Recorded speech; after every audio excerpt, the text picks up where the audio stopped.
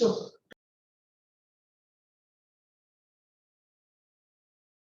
Topic organic chemistry को continue करते हुए पर्पस फिर वही है, सीबीएसई की नॉलेज को एक्सटेंड करना JEE level, NEET level, competition level तक। आगे का जो सीक्वेंस है उसमें प्रीवियस ईयर्स पेपर्स क्वेश्चन जितने भी आ चुके हैं कंसर्निंग उनको डील करने जा रहा हूं मैं। एक एक करके लॉजिकली सॉल्व करेंगे। एक लाइन फिर रिपीट करता हुआ, पीछे भी मैंने कहा था कि आज के दौर में क्वेश्चन रिपीट नहीं होते, टॉपिक रिपीट होते हैं। तो इसलिए जो भी क्वेश्चन के पीछे लॉजिक है टॉपिक का उसको ध्यान दीजिएगा, उसी को रीफ्रेम करके नए क्वेश्चंस आ सकते हैं। सो पर्पस होगा जितनी रेंज हो सके कवर कर पाए।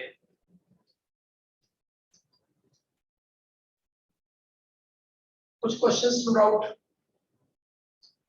बड़े इजी फॉर्म में सिंपल सीबीएसई की नॉलेज से हो जाते हैं। कुछ क्वेश्चंस में थोड़ा सा और एप्लीकेशन वाइज दिमाग लगाना पड़ता है, तो वो डिपेंड करता है। तो इसलिए हमें तैयारी पूरी रखनी है, कैसा भी क्वेश्चन आए हमारे बेस्ट पॉसिबल एफर्ट्स होने चाहिए। सो अब इस केस में सीक्वेंस ऑफ रिएक्शन दिया गया है। प्रोडक्ट सी अब बड़ा क्लियर इंडिकेशन है, toluene methyl benzene KMnO4H+ heat, strong oxidation, vigorous oxidation बात की हुई है हमने। Irrespective of length of R part upon vigorous oxidation we get benzoic acid.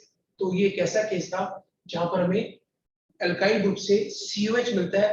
अगर याद हो आपको, पीछे भी मेंशन किया मैंने कि एक एक्सेप्शन केस कौन सा आता है, टर्शरी ब्यूटाइल वाला ग्रुप। जो टर्शरी 3 डिग्री वाले कार्बन अगर अटैच होंगे बेंजीन से, उस केस में we don't get benzoic acid. So वो एक एक्सेप्शन है, कई बार एग्जामिनर उसको यूज कर सकता है। सो ये में क्लियर हो गया कि जो ए वाला पार्ट है दैट इज बेंजोइक एसिड।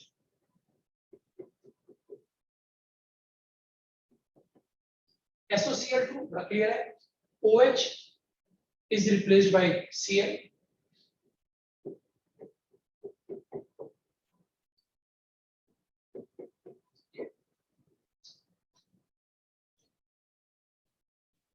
अब बेंजोइल क्लोराइड जो बना, एसिड क्लोराइड जो बना, आगे हाइड्रोजन पैलेडियम बेरियम सल्फेट, ये ध्यान दीजिएगा बेरियम सल्फेट। यहाँ पर एक कंसेप्ट यूज हुआ था रोजनमैन रिडक्शन का, और एक टर्म यूज किया था catalytic poison. Barium sulphate, sulphur, sulphur containing compounds, they act as catalytic poison, they lower the activity of palladium catalyst. उसका कॉन्सिक्वेंस क्या होता है, reaction will take place only up to one stage. सिर्फ एक तरह से एल्डिहाइड स्टेज तक reaction जाएगा, बस इसके आगे नहीं। सो पर्पस सॉल्व हो गया हमारा, जो बी वाला आंसर है।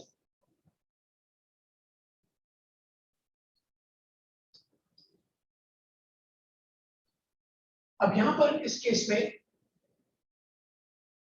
which of the following compound will produce precipitate with AgNO3। अब AgNO3 का प्रेसिपिटेट फॉर्मेशन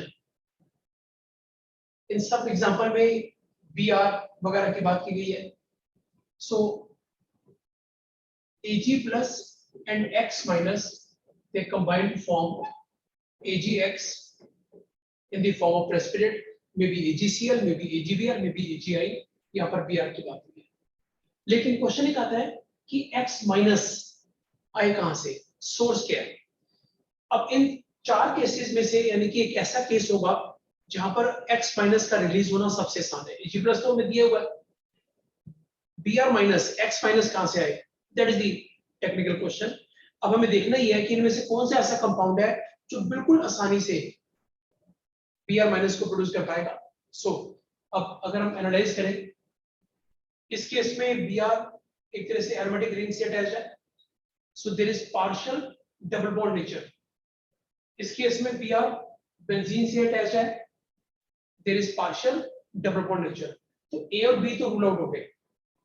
अब COD में कंपटीशन है, C में अगर Br माइनस रिलीज हो रहा है, there is formation of plus charge over second degree carbon. So second degree वाला कार्बोकेटाइन कुछ हद तक स्टेबलाइज होता है, कोई दो राय नहीं। इस केस में क्या देखा गया कि अगर यहां से Br माइनस रिलीज हुआ इस रिएक्शन के लिए, तो जो पीछे अब ये जो फॉर्मेशन हुई है प्रोपीलियम कैटायन की, इसकी खास बात क्या होती है? It is aromatic in nature and that aromaticity that provides stability. ये एक बड़ी स्ट्रॉन्ग मोटिवेटिंग फोर्स है जो इन चारों में से इस रिएक्शन के पास है, बाकी तीन के पास नहीं है। सो इस केस में Br माइनस को रिलीज करके एरोमेटिसिटी मोटिवेट कर रही है रिएक्शन आगे बढ़ने के लिए। सो इस केस में ये फिजिबल है Br माइनस का। तो जो प्रेसिपिटेट फॉर्मेशन है वो यहाँ पर ये हमारा टिक आंसर रहेगा। जो बेस्ट पॉसिबल आंसर है वो ये वाली फॉर्मेशन रहेगी। तो मैं देखना वही है कि कौन X माइनस या Br माइनस रिलीज करके अपने आप को स्टेबलाइज कर पा रहा है ताकि रिएक्शन आगे बढ़ सके। सो ये फॉर्मेशन हमारे पास। अब नेक्स्ट वाले केस में इथाइल बेंजीन दिया हुआ है, एल्कलाइन KMnO4 H3O+, दोनों इकट्ठे मेंशन किए गए हैं। पर्पस क्या होता है? अब इस पर्टिकुलर केस में हमें सिर्फ प्रोडक्ट बताना है, कुछ भी खास नहीं है। देख लीजिए क्वेश्चन आया हुआ पिछला, बड़ा एक डायरेक्ट क्वेश्चन है जो एनसीईआरटी के सिलेबस में से ही लिया गया है। याद रखिए तो जो ऑर्गेनिक केमिस्ट्री है उसमें ना कई अलग अलग लेवल के क्वेश्चंस आते हैं। कई बिल्कुल डायरेक्ट क्वेश्चन होते हैं, कम से कम वो तो पक्का ठीक आपके हुए ही हो। जितने टेक्निकल क्वेश्चन हो अच्छे ठीक कर पाओगे वो आपके और एड ऑन करा देंगे मार्क्स को, तो उतना बढ़िया रहेगा। तो अब इस केस में बात हुई थी कि irrespective of length of R part this carbon is converted to COH, बाकी हट जाएगा COH में। अब क्योंकि दोनों कॉम्बिनेशन दे रखे हुए हैं इसीलिए जो बनेगा वो क्या होगा? COH वाला केस है। एक छोटा सा पॉइंट, इन केस अगर एग्जामिनर ने ये नहीं दिया होता और चॉइसेस में ये भी दिया हो और वहां से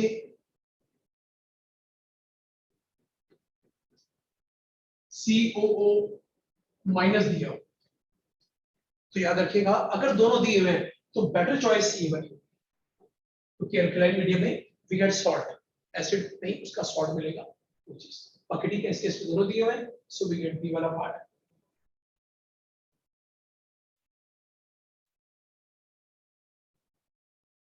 सो नेक्स्ट हमारे पास, अब इस केस में रिएक्टेंट गिवन है HI इन एक्सेस, ये टर्म गिवन है। अब HI इन एक्सेस, अब इस कंपाउंड में कौन कौन से ऐसे रिएक्टिव पार्ट है जहां पर HI रिएक्शन कर सकते हैं, पहले वो एनालाइज कर ले। इस पर्टिकुलर केस में अगर देखा जाए तो CN वाला पार्ट है, इथेन वाला पार्ट है, इथेन वाला पार्ट है, और जो ऑलरेडी नॉलेज हमने गेन की हुई है उसके हिसाब से बड़ा क्लियर है। ईथर और HI का रिएक्शन क्या क्या था? RORHI, याद रखिएगा, इलेक्ट्रोनेगेटिव, इलेक्ट्रोपॉजिटिव, इलेक्ट्रोपॉजिटिव, इलेक्ट्रोनेगेटिव। सो O के साथ H, R के साथ I, so we get alcohol, we get Ri, but because of excess of HI further reaction is also possible। फिर इस पर्टिकुलर केस में OH के साथ I, we get another Ri। तो ये ऐसा रिएक्शन है जो नॉर्मल CBSE लेवल पे हमने डील किया हुआ है। अब हमें देखना है कि ये इसको कैसे यहाँ पर यूज कर पाएंगे उन सबको लेकर।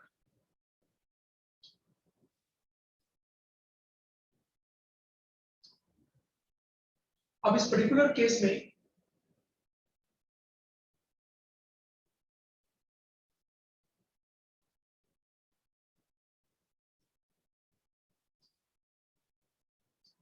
HI, दो इथर वाले पार्ट है जहां रिएक्शन पॉसिबल है। पहले हम एक साइड को चलो रिजेक्ट कर लें। अब इस पर्टिकुलर केस में ये बड़ा क्लियर है कि there is partial double bond nature because of resonance, that is why dissociation breaking of this particular bond is difficult. Result क्या हुआ कि अगर HI को रिएक्शन करना है तो उसके पास ये वाले बॉन्ड के ऑप्शन है, सो HI। कॉन्सिक्वेंस क्या होगा अगर हम इसी के नीचे ड्रॉ करें Cl। अब इस पर्टिकुलर केस में O के साथ H, क्वेश्चन आता है कि HI अगर एक्सेस में है क्या फर्दर रिएक्शन हो पाएगा इस वाली साइड का? आंसर है नो। रीजन फिर same logic, because of the partial double bond nature breaking of this bond is difficult, so reaction show नहीं करेगा, जैसा बना वैसे रहेगा। अब आ जाओ इस वाले ईथर वाले पार्ट में। इस वाले ईथर में दो ऑप्शन अब हो सकती है, बॉन्ड यहां से भी ब्रेक कर सकता है, बॉन्ड यहां से भी ब्रेक कर सकता है। तो इसको लॉजिकली कैसे चेक किया जाए? यहाँ तो बड़ा विजिबल था, ज्यादा मुश्किल नहीं पड़ी, लेकिन यहाँ पर थोड़ी सी हमें मेहनत करनी पड़ेगी रिजल्ट तक पहुंचने के लिए। अब HI वाले केस में पहला पार्ट प्रोटोनेशन,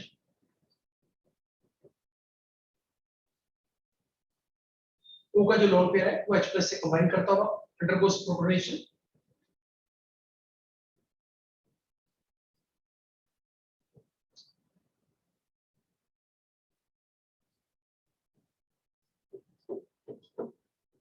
ये मैंने सेम इंटैक्ट अभी रखा, O के साथ H,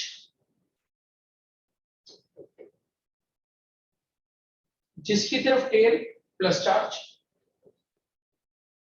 जिसकी तरफ एरो हेड माइनस आना चाहिए, प्लस ऑलरेडी है कैंसिल हो गया, H पे कोई चार्ज नहीं। सिंपल तरीका चार्जेस को जज करने का। अब बॉन्ड ब्रेक कर सकते हैं दो तरीके से, या तो इस साइड से ब्रेक करेगा या इस साइड से ब्रेक करेगा। पहले अगर हम इसकी बात करते हैं, अगर बॉन्ड इसे इस साइड से ब्रेक करे तो कैसे जज कर पाएंगे? वो contains positive charge,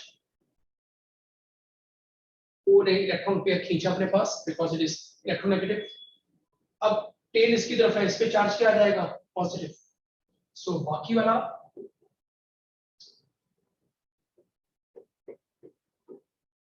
intact.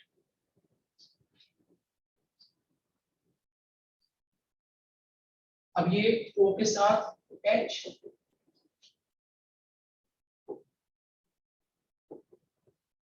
Plus charge, ठीक है। Then of course I minus will combine with this to give 2 hydropropane। एक तो ये पॉसिबिलिटी बैठती है। दूसरा रास्ता क्या हो सकता है कि ये वाला जो बॉन्ड है ये ऐसे पोलराइज होकर O की डेफिशिएंसी को फुलफिल कर रहा है। Now plus charge is over this carbon. अब अगर हमने इसको शो किया, ये वाला part as it is OH Cl, अब ये इधर मूव कर गया, इस तरफ चार्ज क्या आ गया? Plus plus. अब ये वाला OH, ठीक है। अब I minus will attack over this one,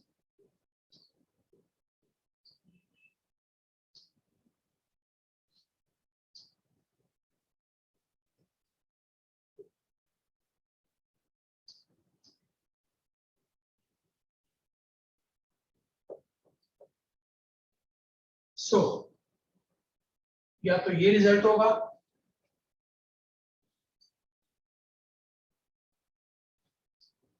या तो ये रिजल्ट होगा या फिर ये वाला पार्ट। अब क्वेश्चन एक आता है कि डिसाइड कैसे होता है। सो रिएक्शन क्या करते हैं मैकेनिज्म में? They pass through that intermediate the one which is more stable. तो एक कॉमन सा ट्रेंड रहा करता है कि रिएक्शन के पास दो रास्ते हैं, एक ऐसा रास्ता जिसका इंटरमीडिएट ज्यादा स्टेबल है, एक ऐसा रास्ता जिसका इंटरमीडिएट लेस स्टेबल है। तो वो मोर स्टेबल वाले के थ्रू मूव करते हैं, आगे प्रोसीड करते हैं। तो अब इस केस में ये प्लस चार्ज वाला part it is stabilised by resonance. इस वाले केस में जब बात हुई थी second degree secondary carbocation intermediate, secondary carbocation intermediate, और ये वाला resonance stabilised intermediate carbocation. So natural सी बात है रेजोनेंस की स्टेबिलिटी ज्यादा अच्छा रोल प्ले करती है रिजल्ट क्या हुआ, ये रूट फॉलो किया गया, ना कि वो वाला। So this is obtain as the major product, तो बनेगा माइनर बनेगा। हाँ, इस केस में जो अल्कोहल है it can further react with HI, वो एक अलग इशू है, लेकिन हमारी चॉइसेस में उसको मेंशन नहीं किया गया। चॉइसेस में ये वाले प्रोडक्ट्स हैं, इन्हीं की बेसिस पे डिसाइड करना है। चेक कर लेते हैं।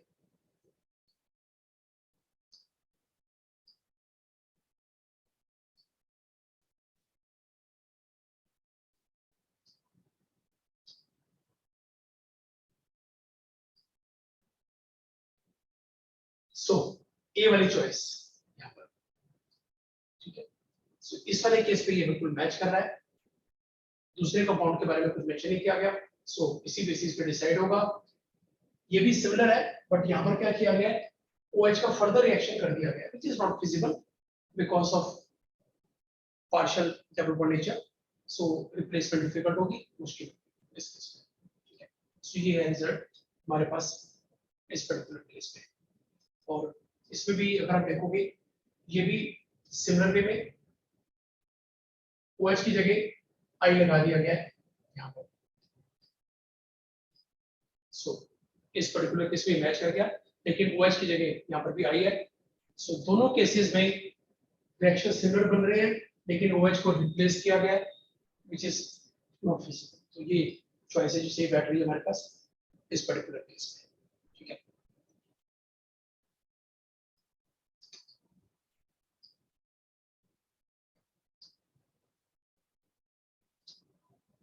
So not a correct method of preparation of benzylamine from cyanobenzene. Benzene के साथ Cl लगा हुआ है,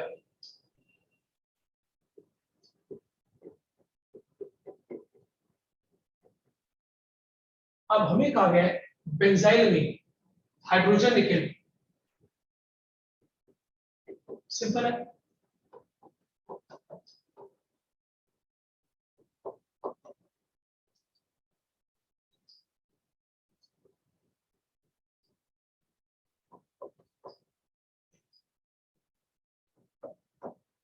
सो CH2NH2 ये बॉन्ड शो किया गया, फॉर्मेशन ऑफ बेंजाइल। बी वाले केस में बात की गई रिडक्शन को लेकर विद लिथियम एल्युमिनियम हाइड्राइड, ठीक है। इस केस में भी वही सेम चीज नेट रिजल्ट मिलता है हमें, दोनों पाई बॉन्ड प्रोड्यूस करता हुआ बेंजाइल में। SnCl2 HCl, अब ये किस रिएक्शन की याद दिला रहा है, ये हमारे पास है स्टीफन रिएक्शन। तो सी वाले केस में ये A और B हो गया, सी वाले केस में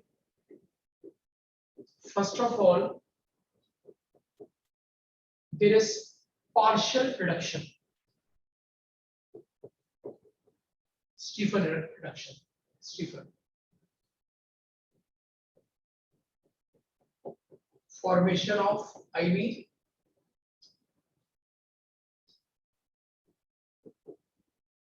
NH। अब सोडियम बोरोहाइड्राइड इसका रिएक्शन किया गया, रिडक्शन।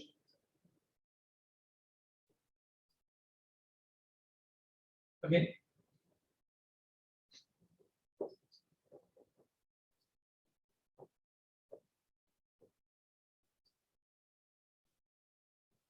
सो ये हमारे पास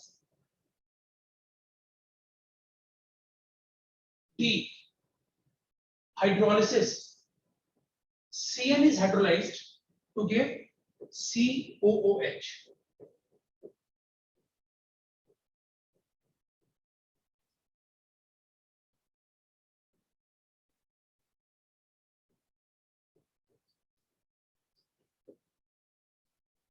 अब रिएक्शन किया गया सोडियम बोरोहाइड्राइड,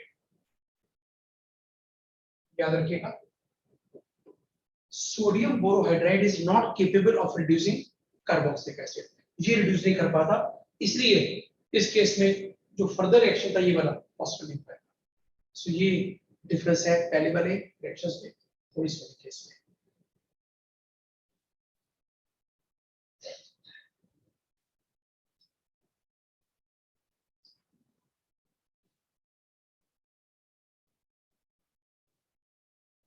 करेक्ट मैच में देखना है, इस साइड में और यहाँ वाले में. So the correct match between the item 1 starting material, term 2 reagent for preparation of benzaldehyde. So purpose क्या है, इनसे स्टार्ट करके इनको यूज करके बेंजल्डिहाइड तक पहुंचना. सो कौन सा क्या मैच करेगा चेक कर लेते हैं. इसी बहाने डिफरेंट रिएक्शंस की रिवीजन हो जाती है. सो आपके सामने ही है. तो ऐसे केसेस जो बिल्कुल नेम रिएक्शन वगैरह किए हैं सीबीएसई में, वो इसे कैसे काम में आते हैं. अब बेंजीन से अगर मुझे जाना है बेंजल्डिहाइड की तरफ, सो अगर ध्यान हो आपको तो एक रिएक्शन में खास किया था गेटरमैन कॉच एल्डिहाइड सिंथेसिस, जिसके बारे में कहा जाता है single step conversion of benzene to benzaldehyde. क्या यूज किया था हमने, CO HCl AlCl3 बना दिया. तो ये हमारे पास एक ऐसा एग्जांपल था जहां पर हमने बेंजीन से गेटरमैन कॉच से बेंजल्डिहाइड की फॉर्मेशन की थी.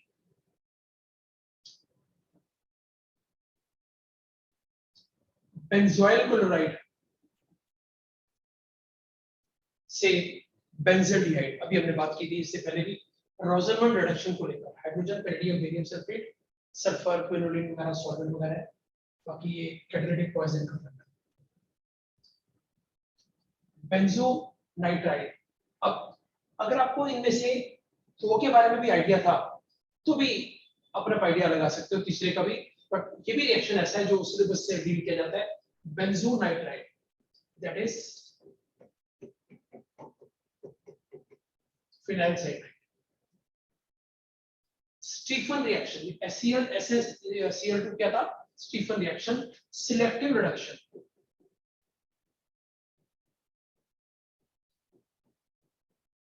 Selective reduction CH. Then hydrolysis, आसान तरीका हाइड्रोलिसिस को रिटेन करने का.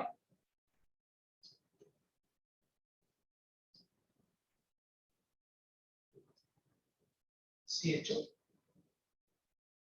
सो इस तरह से ये फॉर्मेशन आप इजीली रिटेन कर सकते हो. बाकी जो रोजरमंड या गेटरमैन कॉच एल्डिहाइड है डायरेक्ट रिएक्शन है.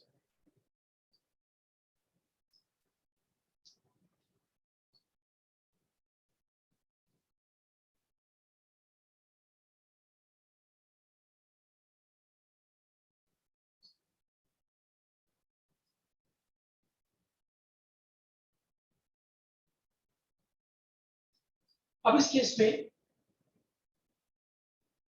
ये एल्केन की चेन दी हुई है 1 2 3 4 5 6 और एक साइड पे निकला molybdenum oxide, chromium oxide. Under this condition कुछ भी ऐसा, ये 11th क्लास का डायरेक्ट रिएक्शन है under the heading of aromatisation. एक तरह के ये जो कंपाउंड हमारे पास हुआ करते हैं एल्केन वाले, इनको एरोमेटिक में कन्वर्ट करने के लिए दीज आर स्पेसिफिक कंडीशंस जो यूज की जाती हैं. तो अब इस केस में एरोमेटिक कंपाउंड की फॉर्मेशन होती है.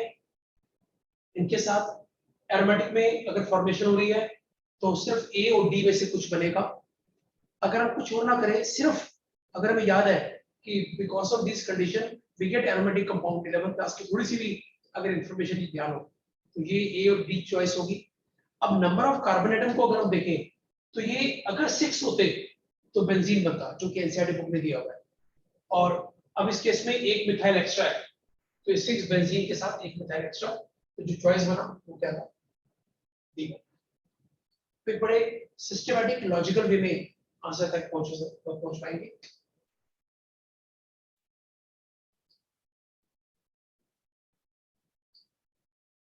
अब एक और देखिए ऐसे ही सिमिलर क्वेश्चन.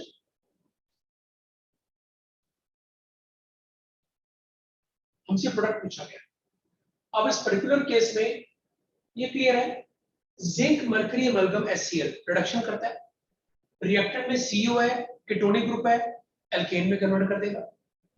CO को CH2 में, zinc mercury amalgam Clemmensen reduction. So ये बात क्लियर हो गई कि ये 1 2 3 4 5 6 कार्बन का ये वाला और यहां से इथाइल वाला पार्ट है. तो 6 कार्बन वाला पार्ट है ये रहा, CO की जगह CH2 आ गया, यानी कि इस केस में अगर हम ड्रॉ करें, सो यहां पर इस केस में CH2, ये C2H, बाकी सब एज इट इज इंटैक्ट, सिर्फ CO की जगह CH2 because of first part. अब सेकंड, फिर वही सेम कंडीशन, ध्यान दीजिएगा, फेनेडियम क्रोमियम ऑक्साइड है या टंगस्टन वगैरह की बात की गई थी, इन सभी केसेस में फंडा वही रहता है, एरोमेटाइजेशन टेक्स प्लेस। इस बार फर्क क्या पड़ रहा है कि ये वाले जो 6 कार्बन है,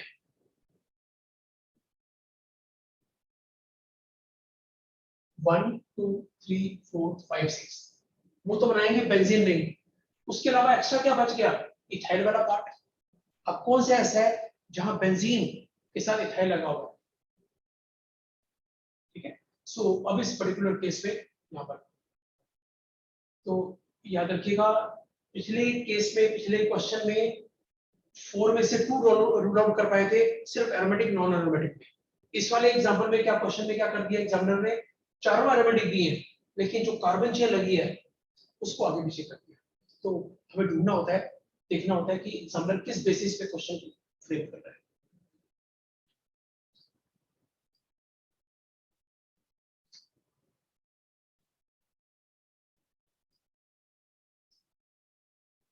अब इसमें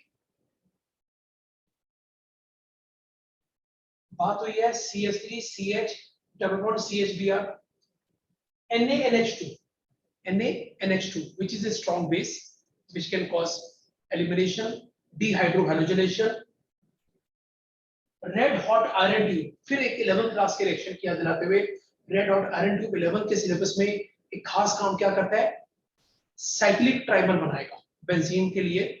अगर याद हो आपको, ethyne CH triple bond CH, उसको उसने कन्वर्ट कर दिया था बेंजीन में, 3 मॉलिक्यूल कंबाइन किए थे साइक्लिक मैनर में। अब इस केस में क्या होता है देख लेते हैं।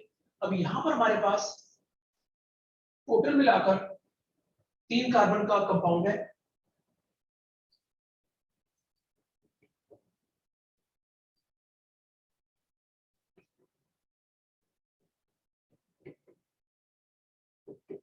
इस तरह से। अब NaNH2 क्या काम है इसका, स्ट्रॉन्ग बेस है। स्ट्रॉन्ग बेस क्या करते हैं, एसिड को बाहर निकालते हैं, elimination, beta elimination. So what we get is propyne.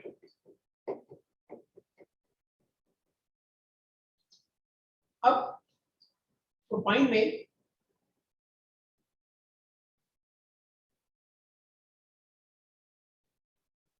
Propyne में 3 कार्बन, रेड और आयरन ट्यूब की बात की गई है। ये वाला जो पार्ट है ना, it undergoes cyclic trimerisation, trimer बनाता है, 3 कंबाइन कर जाते हैं। ये मिथाइल अलग का अलग रहता है, साइड में रहता है। सो रिजल्ट क्या होता है, C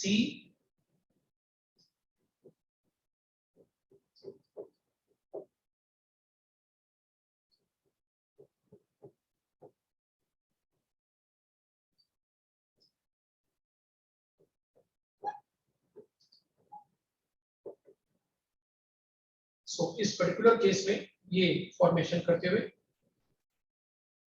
ये पाई बॉन्ड, ये पाई बॉन्ड, ये पाई बॉन्ड, जैसे कि इनके बीच में, तो इसका क्या बन गया है हमारे पास, बेंजीन, और ये 3 मिथाइल ग्रुप अटैच है उसके साथ साथ। सो वी गेट दिस, ठीक है। सो अगर आपको साइक्लिक ट्राइमर का भी याद हो, अगर रेड और आयरन ट्यूब 11 क्लास का, तभी 4 में से यही ऑप्शन बनती है नंबर ऑफ कार्बन एटम को काउंट करते हुए। सो 3 कार्बन है, ट्राइमर बनेगा 9 कार्बन का, तो यही कंपाउंड होता है, और तो फिर रास्ते ही नहीं।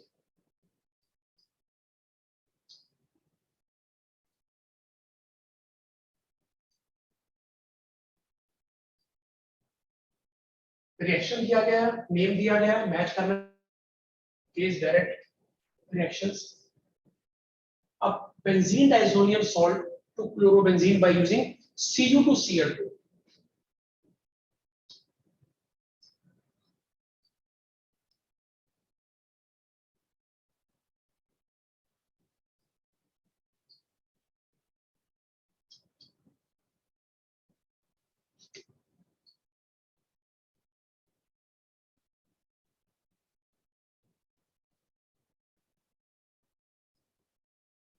सो बिल्कुल क्लियर है।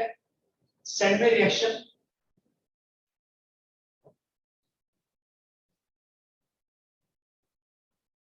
N2Cl copper powder HCl Gattermann reaction. Aliphatic वाले दो सोडियम ईथर डबलिंग हो रही है, Wurtz reaction.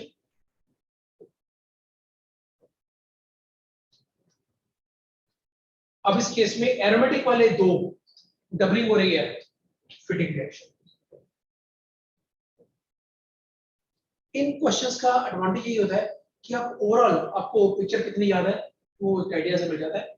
So previous year question आया हुआ है आपके सामने। अब नेक्स्ट में बात की गई, मिथॉक्सी ग्रुप है, मिथाइल ग्रुप है, alkaline KMnO4 followed by acidification. अब इस पे तो कोई इफेक्ट पड़ता नहीं है। ये वाला जो पार्ट है CH3 वाला जो पार्ट है, it is converted to COOH। So irrespective of length of R part, carbon attached to benzene is converted to COH। so इस पर्टिकुलर केस में मिथॉक्सी इंटैक्ट और इस CH3 की जगह COH। अगर हम चॉइसेस को देखें तो ये चॉइस को मैच कर रही है, पर्पस सॉल्व कर रही है।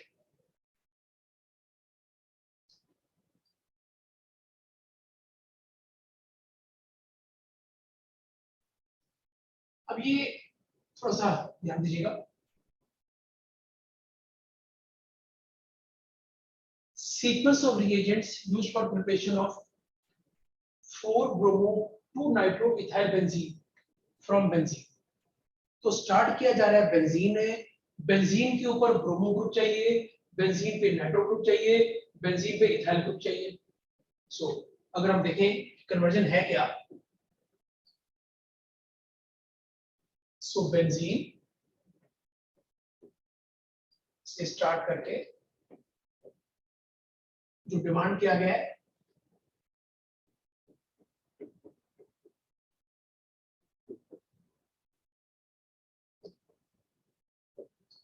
सो 4-bromo-2-nitro-ethylbenzene फ्रॉम बेंजीन।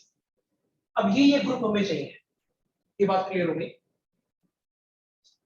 जो रिएजेंट्स है, अब ध्यान दीजिएगा, ऐसे केसेस में आपको देखना ही होता है कि एग्जामिनर ने जो चॉइसेस दी हुई है वो दो तरह से, अगर तीन कैटेगरीज कह सकते हो आप। वो कैसे, अब इनमें देखिए, ये नाइट्रेशन, ये ब्रोमिनेशन, ये एसाइलेशन, ये क्लेमेंसन रिडक्शन। ठीक है, ब्रोमिनेशन, एसाइलेशन, नाइट्रेशन, रिडक्शन। फिर यहां पर हमारे पास एसाइलेशन का, देन इस पर्टिकुलर केस में ब्रोमिनेशन की बात हो रही है, नाइट्रेशन की बात हो रही है, रिडक्शन की बात हो रही है, वो यार आगे भी सेम। यानी कि एग्जामिनर क्या कर रहा है, इन सभी केसेस में सेम रिएजेंट्स को ऊपर नीचे सीक्वेंस वाइज चेंज कर रहा है। तो यहाँ पर एज कम्पेयर टू कि हम एक एक एग्जाम्पल को पूरा सॉल्व करें, ठीक है, वो तो ट्रेडिशनल वे है ही है। अगर कुछ और नहीं ध्यान आ रहा आपको तो आप उस हिसाब से चेक कर सकते हो, बट अगर कहीं लॉजिक नजर आए तो वो बेटर भी होता है, टाइम सेव करता है। अब इन सब का काम क्या है, नाइट्रो ग्रुप HNO3 नाइट्रेशन करेगा, बड़ा क्लियर है।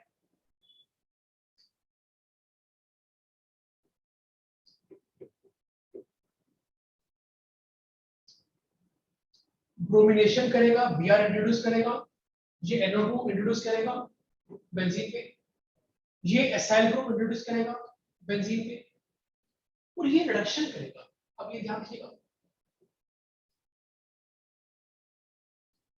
जिंक पर्क्री अमलगम HCl ये क्या करता है कि इस पर्टिकुलर केस में CO को CH2 में, और वहां से इवन जो जिंक और HCl है वो नाइट्रो को NH2, ठीक, नाइट्रो को NH2 में प्रोड्यूस करता है। तो ये दो काम इसके हैं, इनका काम तो ठीक है, पक्का फिक्स्ड है, नाइट्रेशन हो गया, ये ब्रोमिनेशन हो गया, ये एसाइलेशन हो गया, ये कॉम्बिनेशन नाइट्रो और इसको रिड्यूस कर सकता है। पिछले भी मेरे वीडियोस में ऐसा क्वेश्चन आया था। अब यहाँ पर ये बात लॉजिकली अगर हम लेके चले कि अगर हमें ये ग्रुप चाहिए, अगर हम नाइट्रेशन पहले करें और रिडक्शन बाद में करें, अगर नाइट्रेशन पहले करें और रिडक्शन बाद में करें, तो क्या NO2 इंटैक्ट रह पाएगा? It will be converted to NH2, purpose fail हो जाएगा हमारा। तो ये हमें ध्यान देना है कि हमारी चॉइसेस में रिडक्शन नाइट्रेशन से पहले आना चाहिए। अगर नाइट्रेशन के बाद रिडक्शन आया, ठीक है, वो एसाइलेशन को इसको तो रिड्यूस कर देगा, लेकिन साथ में इसको भी रिड्यूस कर देगा। तो पहले हम ये चेक कर लेते हैं, क्योंकि ये एक ऐसा वेरिएबल, ऐसा पार्ट है जो दो जगह अटैक कर रहा है, बाकियों का काम तो एक एक ही है, सिंगल सिंगल है, तो इसलिए इस पे खास ध्यान देंगे। तो पर्पस क्या हुआ कि रिडक्शन वाला जो पार्ट है वो नाइट्रेशन से पहले आना चाहिए। अब इस केस में नाइट्रेशन पहले है, रिडक्शन बाद में। अगर नाइट्रो ग्रुप के बाद ये करेंगे, NH2 में कन्वर्ट कर देगा। रिडक्शन नाइट्रेशन पहले है, रिडक्शन बाद में है, ये भी NO2 को NH2 में कन्वर्ट कर देगा। इसकी अगर बात की जाती है, इस पर्टिकुलर केस में नाइट्रेशन पहले है, रिडक्शन बाद में है, ये भी NO2 को NH2 में कन्वर्ट कर देगा।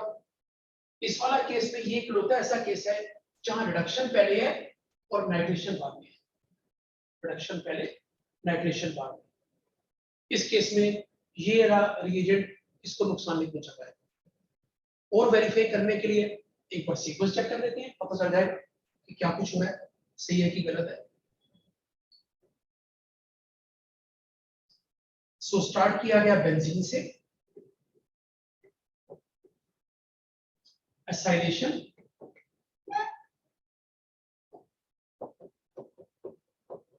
of course in presence of catalyst,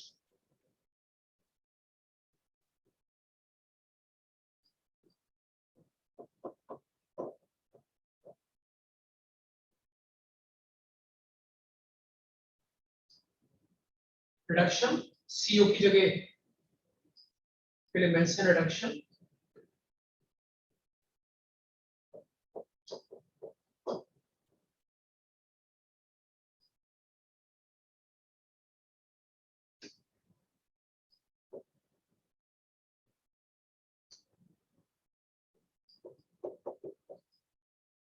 CO की जगह CH2 आ गया।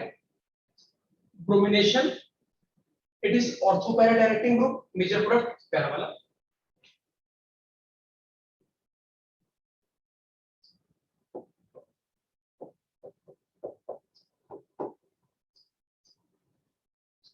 नाइट्रेशन,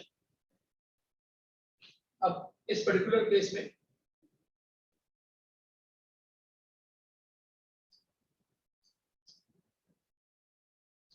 इथाइलिस रिंग एक्टिवेटर, चाहे बहुत स्ट्रॉन्ग ना हो लेकिन है तो सी।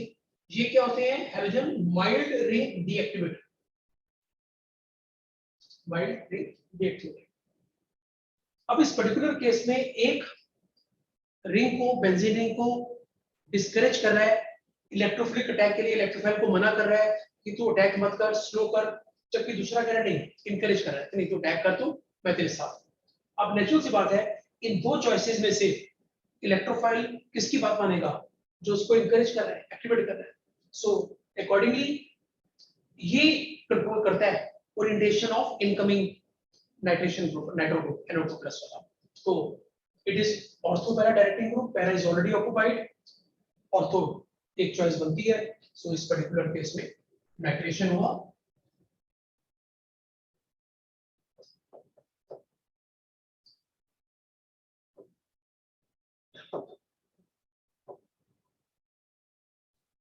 सो ये हमारे पास रिजल्ट बना इसके लिए।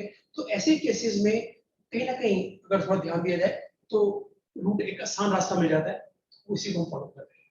तो ये था हमारे पास रिजल्ट। एक बार फिर समराइज कर दूं मैं, इन सारी चॉइसेस में हर किसी, क्योंकि यहाँ पर रिएजेंट सेम है, सीक्वेंस चेंज है। कई क्वेश्चन में रिएजेंट्स वेरी कर जाते हैं, कहीं हमें दोनों को ही सीक्वेंस और रिएजेंट को ही इंटरमिक्सिंग कर देता है एग्जाम्पल, रिएजेंट भी चेंज कर दिया, सीक्वेंस भी चेंज कर दिया। इस वाले केस में बड़ा क्लियर कट था, रिएजेंट्स प्रैक्टिकली सेम है, सीक्वेंस आगे पीछे है, तो हमने उसी को बेस मानकर आंसर दिया कि हर रिएजेंट का काम कहाँ कहाँ हो सकता है, उसके बेसिस पे रिजल्ट तक पहुंचे।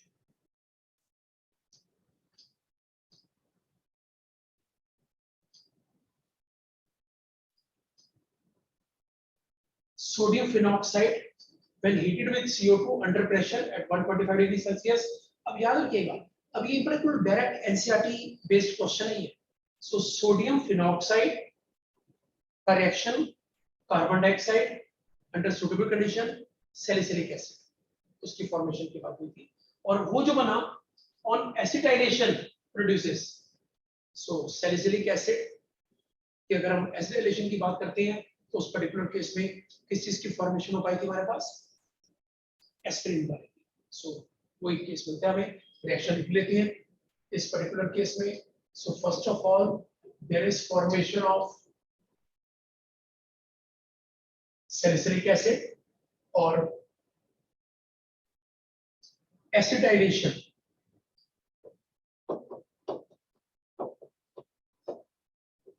Hydrogen of phenol is replaced by acetyl group.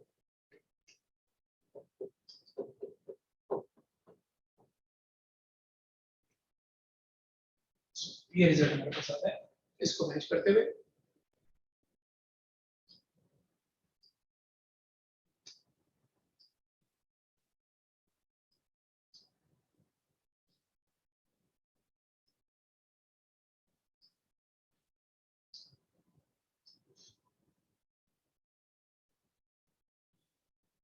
so which of the following compound will give a significant amount of meta product during mononitration of reaction। so अब इस केस में नाइट्रेशन कर रहे हैं, मोनोनाइट्रेशन कर रहे हैं और मेटा वाला प्रोडक्ट चाहिए हमें। सो अब इस केस में अगर देखा जाए इस सारे जितने भी ग्रुप्स दिए हुए इन सब में कॉमन पॉइंट क्या क्या है उस सबको लेकर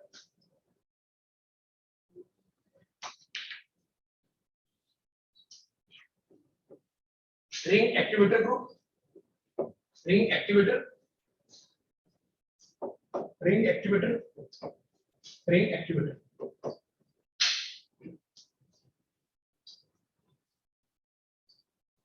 सो अब इन सभी केसेस में बिहेवियर तो एक जैसा है, कोई जो डायरेक्ट हमने पढ़े हुए हैं कि ring deactivator groups they are mainly meta directing group, ऐसे तो कुछ नजर नहीं आ रहा है यहाँ पर।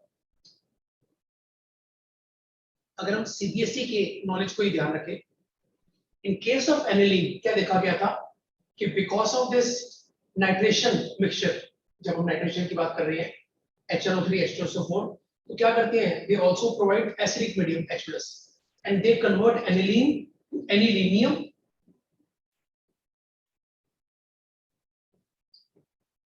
और ये एनिलीनियम, ये वाला जो पार्ट है, इट इज मेटा डायरेक्टिंग, ये अपने आप में नहीं है, लेकिन इससे जो ये बना under similar condition, same condition Meta बना।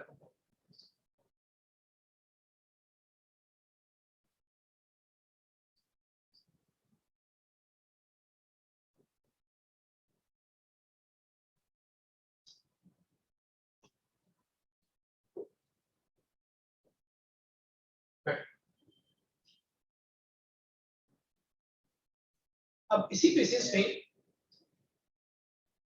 अगर हम ध्यान दें एनसीईआरटी को यूज करें, कैसे एग्जामिनर इस चीज को मॉडिफाई कर सकता है। यहां पर हमारे पास ऑर्थो मेटा पैरा, अगर हम इनके आउटपुट की यील्ड की अगर सीक्वेंस की बात करें तो क्या क्या हमारे पास आया था अमाउंट फॉर्मेशन वाले केस पे, para maximum, then meta, then ortho. So 51%, 47%, 2%, जैसे एक आइडिया लगाने के लिए कि वाकई जो कह रहे हैं वो फैक्ट है, सच्चाई है।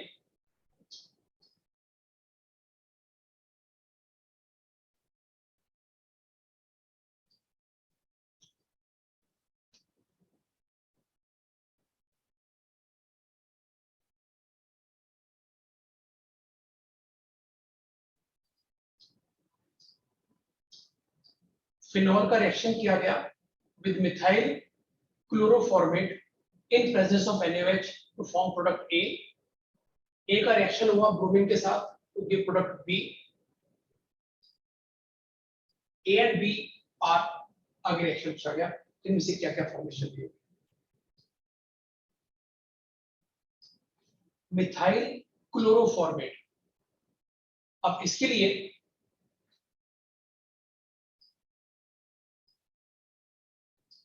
फॉर्मिक एसिड,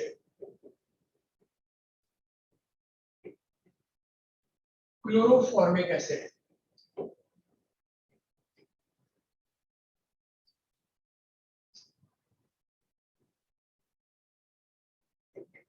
और H की जगह अगर मिथाइल लगा दिया जाए तो उसका ester.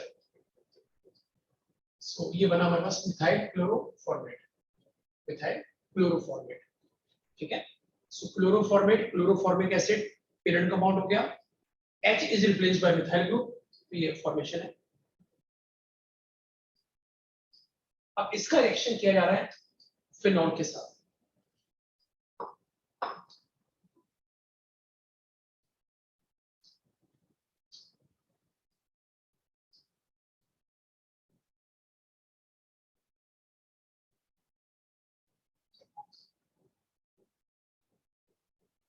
Phenol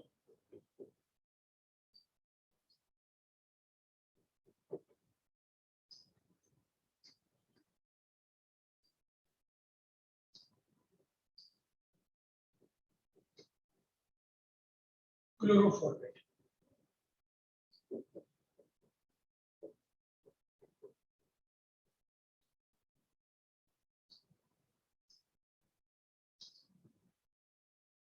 in presence of NaOH, acid और बेस, इसको रिमूव करते हुए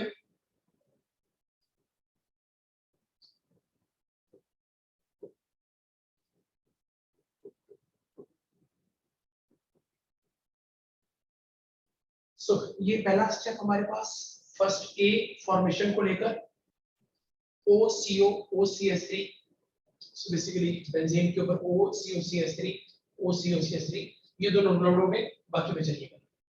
अब इन दो में से सेकंड के लिए अगर हमें चेक करना है तो नेक्स्ट स्टेप में दिया हुआ है ब्रोमीन से रिएक्शन। अब याद रहे ये वाला जो ओ वाला लोन पेयर वाला पार्ट है, again it is ring activator as well as ortho para directing group, ortho para. तो अब इस केस में जो अटैक है वो ऑर्थो पे हो सकता है, पैरा पे हो सकता है। ऑर्थो वाले में तभी चॉइसेस में एक में चलो नहीं मेटा दिया हुआ और एक में पैरा दिया हुआ है, तो मेटा का तो चलो इससे तभी हो सकता था अगर ये मेटा डायरेक्टिंग ग्रुप होता, वो तो इसमें है ही नहीं। It is ortho para directing group, ortho पे स्टेरिक क्राउडिंग है, सो पॉसिबल पोजीशन क्या हुई ब्रोमिनेशन की, मेटा पर पैरा पर।